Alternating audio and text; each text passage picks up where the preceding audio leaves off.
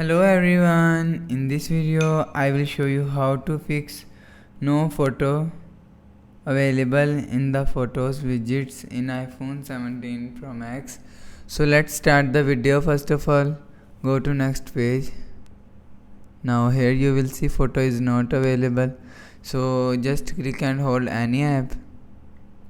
Now here you will see, click on edit home screen. Now here click on photos. Now here click on album favorite. You will select the album you want to change. So I will select this one. So you will see album XYY is here. So click on screen.